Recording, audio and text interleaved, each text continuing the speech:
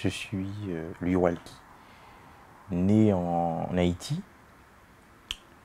J'ai fait des études en droit et en économie à l'université de Poitiers. Je suis diplômé à l'Institut de préparation de l'administration générale avec Sciences Po. En fait, diplômé en master 2 professionnel et recherche. Et maintenant, je suis en thèse de doctorat. C'est un ouvrage qui a essayé de montrer les différents crimes contre l'humanité, les crimes de guerre et les crimes de génocide. Et aussi, c'est un ouvrage qui parle aussi de la décision de la Cour constitutionnelle de la République dominicaine, vue dans le souci de dénationaliser près de environ 250 000 Haïtiens dès 1929. C'est-à-dire qu'ils ont dit que la Cour a stipulé que des gens de 1929, c'est-à-dire des Haïtiens de 1927 à nos jours, eh bien, ils n'ont pas reconnu sa nationalité.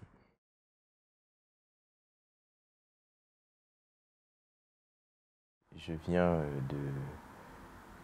de, de parler, par exemple, de la situation haïtiano-dominicaine, qui est un enjeu actuel, par exemple, quand je dis actuel, parce que ça fait couler beaucoup d'encre, malgré on n'a pas parlé ça dans les grands journaux internationaux.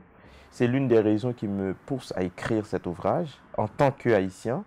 Je pense qu'il y a d'autres enjeux, par exemple, que ce soit ceux qui viennent passer dernièrement, par exemple, à la République démocratique du Congo, par exemple, qui est toujours, il y a certaines instabilités, et aussi, par exemple, le Mali encore, il y a la guerre au Mali, il y a aussi, pas mal d'instabilité dans d'autres pays en Afrique.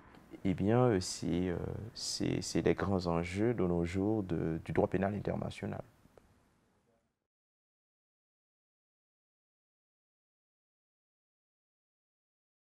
Des tribunaux.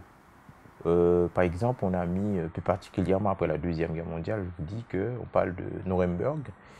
Euh, il y avait Nuremberg, il y avait tribunaux de Tokyo, et plus particulièrement, il y a aussi un organe qui fait partie des 6 organes des Nations Unies. Le seul organe qui ne se trouve pas aux États-Unis, euh, ça se trouve à La Haye, en Hollande. En fait, c'est ce qu'on appelle la Cour de justice internationale, la Cour internationale de justice.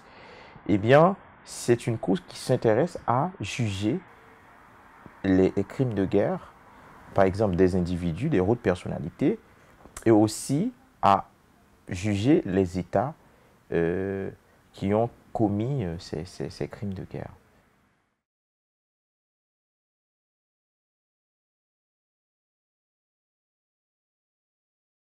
Il faut normalement arranger, ou du moins il faut quand même que les nations puissent avoir le même poids, mais ce qui n'est pas tout à fait clair. Peut-être dans la théorie, quand on dit que toutes les nations sont égales, ou du moins tous les peuples sont égaux, mais dans la réalité, c'est tout à fait, on ne peut pas confondre, on ne peut pas comparer les États-Unis et le Togo.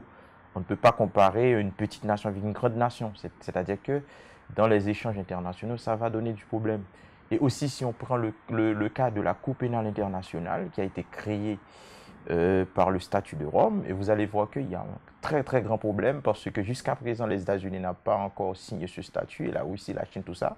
Eh bien, on a fait des recours, que ce soit vers M. Poutine et que ce soit vers Walker Bush Jr., mais on n'a jamais jugé. Ça, c'est un problème, c'est une faiblesse considérable du système pénal. Maintenant, il faut être en mesure, il faut agir puisque le statut a déjà prononcé quand il y a des crimes de guerre, tout ça.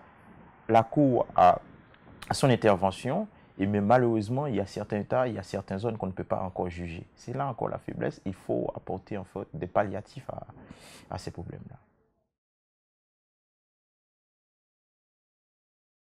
Maintenant, je suis en train de travailler sur la théorie des relations internationales parce que c'est des champs d'intervention qui m'intéressent énormément parce que le monde m'intéresse, la culture générale m'intéresse.